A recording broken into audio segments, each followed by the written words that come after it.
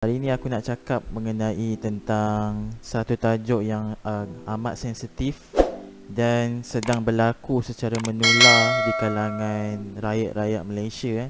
Pelaporan-pelaporan media mengenai begitu ramainya orang yang mula suicide ataupun bunuh diri.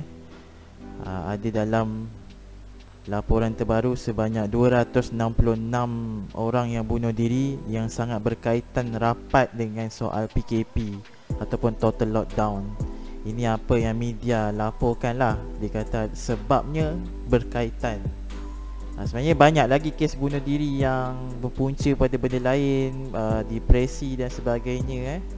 Tapi yang kali ni aku nak highlightkan adalah disebabkan PKP, kemurungan disebabkan PKP, lockdown, total lockdown. Sampaikan TV3 melalui TV3 berita malam tu, dia buat satu slot khas tentang wawancara khas tentang begitu menularnya ke masalah kesihatan mental. Dan Kementerian Kesihatan Malaysia pun mula memaparkan statistik tentang berapa ramai orang yang call minta kaunseling pasal total lockdown ni. Dan kebanyakannya bermasalah dari segi sosial lah, kekeluargaan, suami isteri tak dapat makan, masalah ekonomi. Sebenarnya ekonomi paling besar dan dia bagi impak dekat masalah keluarga tu sendiri. Dan jadilah macam apa yang kita tahu sekarang ni dekat media sosial. Kesedaran kita semua tentang masalah bunuh diri ni jangan dibuat main-main. Sebab apa? Apatah lagi kita sebagai orang Islam. Okey, sebab apa? Sebab kita nak bagi harapan dekat orang supaya orang dapat selamatkan diri dia. Kita jangan bersikap seperti moralistik punitif, iaitu suka menghukum orang lain. Kita bawa kad moral, oh tak boleh, agama kata tak boleh. Memang agama kata tak boleh, memang betul budaya tu tak betul. Bunuh diri tu bukan budaya yang sihat, perlu dicegah. Tapi cara kita menghukum orang tu tak boleh. Itu memang totally wrong lah. Aku tengok dekat social media orang hukum sana sini.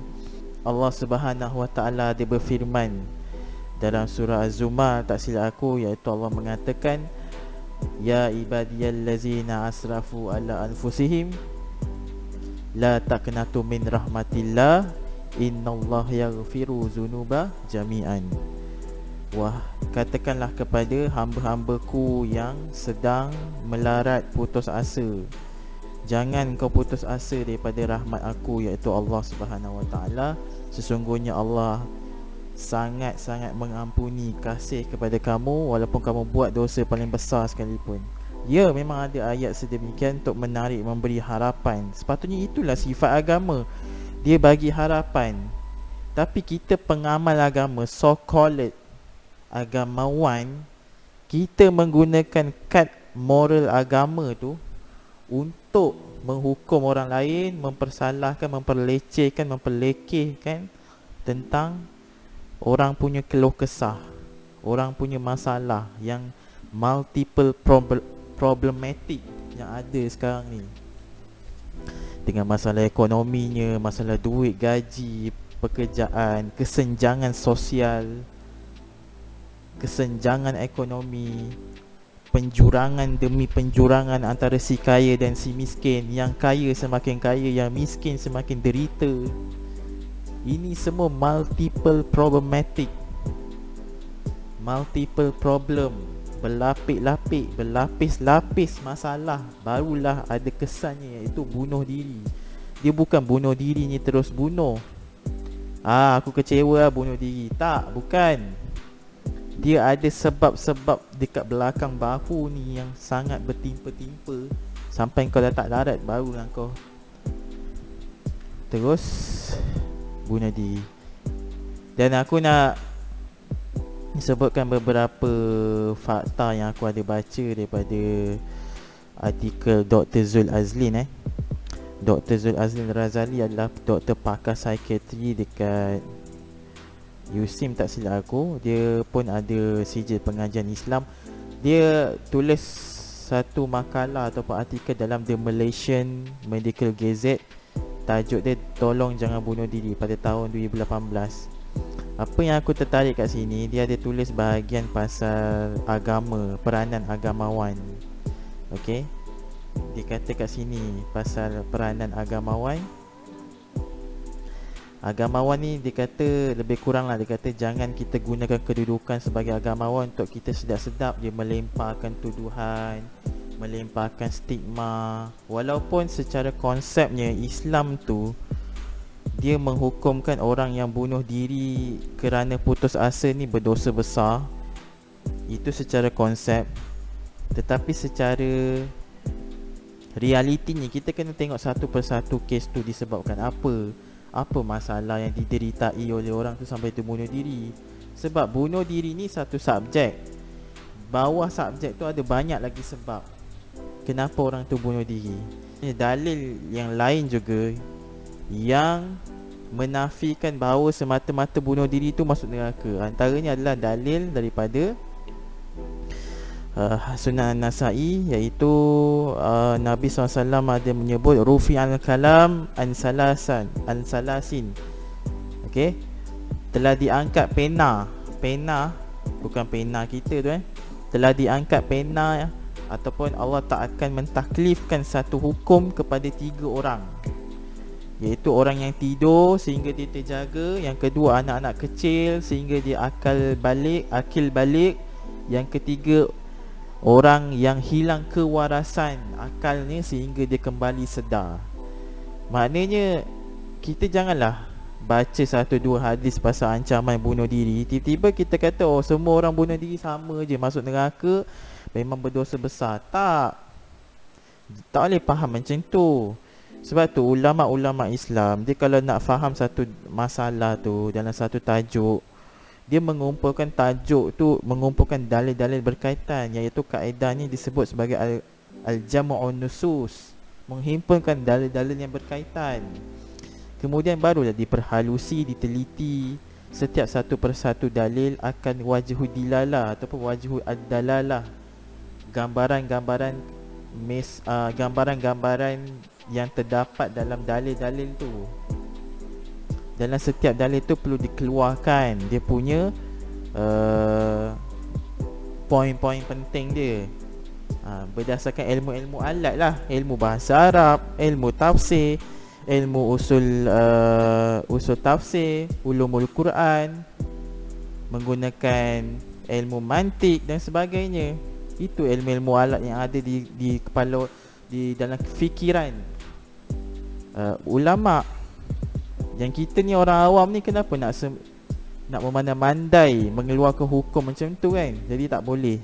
Tapi kalau ada seorang hamba Allah ni dibunuh diri, secara operasinya kita kena teliti kes dia apa, profil dia macam mana.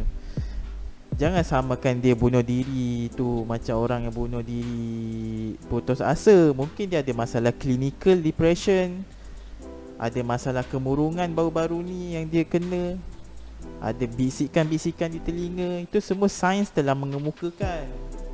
Bukankah dalam Al-Quran ada mengatakan bertanyalah kamu kepada orang yang lebih tahu, fas'ahlul ahla zikri in kuntum la ta'lamun. Bertanyalah kamu kepada pakar jika kamu tak tahu.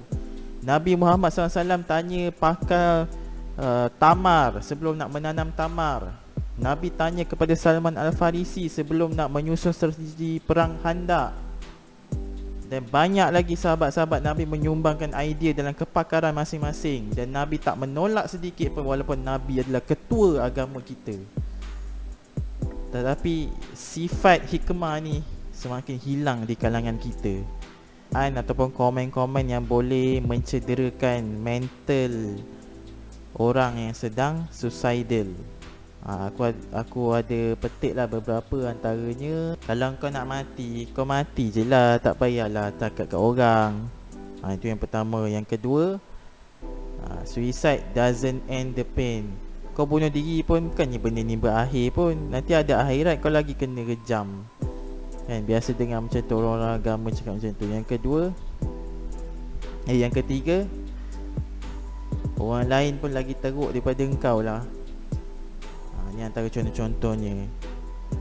Okay. Dan yang seterusnya, bunuh diri ni selfish, pentingkan diri.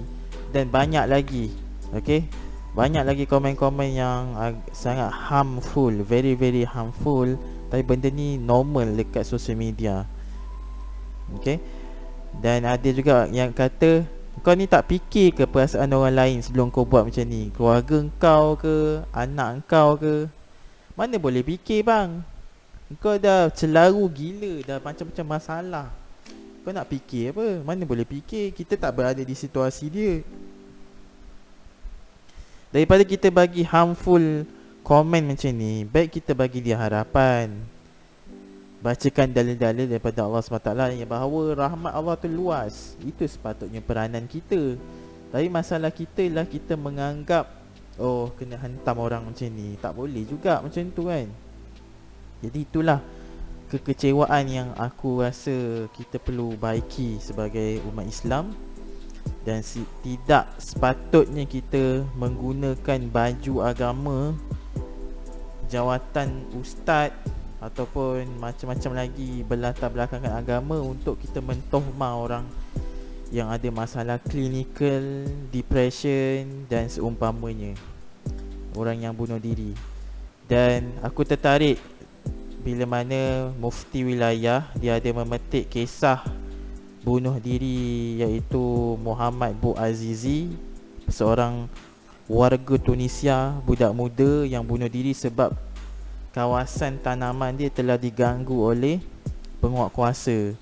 Waktu tu sebelum Arab Spring berlaku. Dan kes dia ni adalah salah satu punca berlakunya Arab Spring sebab masalah ekonomi. Dan Dr. Yusof Al-Qaradawi memberikan sedikit komentar ketika diwawancara oleh wartawan. Okay, dia kata kat sini, Syekh Al-Qaradawi dan keterangan ketika menemui stesen TV Al Jazeera berkata bahawasanya beliau tidak menulis atau memberikan apa-apa fatwa berkaitan hukum bunuh diri yang dilakukan oleh Bouazizi, akan tetapi sudah memadai dengan memberi sedikit komentar terhadap isu tersebut dalam rancangan Al-Syariah wa Al-Haya.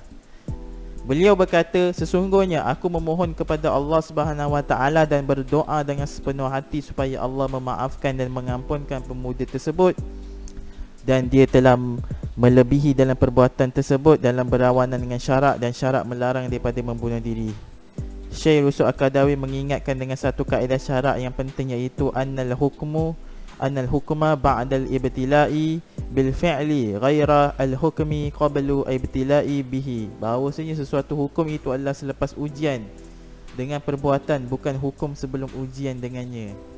Beliau menjelaskan bahawasanya sebelum berlakunya ujian dengan perbuatan seperti bunuh diri, hendaklah dikeraskan hukuman tersebut dengan ancaman sehingga dapat menghalang daripada terjadinya perbuatan tersebut.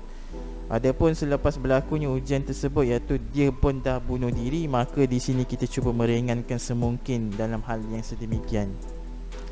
Maknanya dia kata kalau orang tu dah bunuh diri, buat apa kita nak mencela dia? Kita doakan supaya Allah ampunkan dia sebab rahmat Allah tu lebih luas. Begitulah maksud Dr. Yusof Al-Qaradawi. Okay. Daripada perspektif aku pula, bagi akulah, kalau sebelum dia bunuh diri, better kita bagi dia hope, harapan, instead of kita mencela dia, kita bagi dia kekerasan. Benda tu tak membantu. Okay. Dan apatah lagi lepas dia mati, kita janganlah harmfulkan dia dari segi komentar kita, sebab dia ada ahli keluarga lain. Mungkin ada ahli keluarga dia yang akan rasa nak bunuh diri juga. Okay. Jadi itu sajalah komen aku untuk kes bunuh diri. Dan semoga kita semua tidak menjadi seorang yang bermudah-mudah menghukum, dan kita kempen kepada kesejahteraan mental. Okay. Itu saja. Assalamualaikum warahmatullahi wabarakatuh.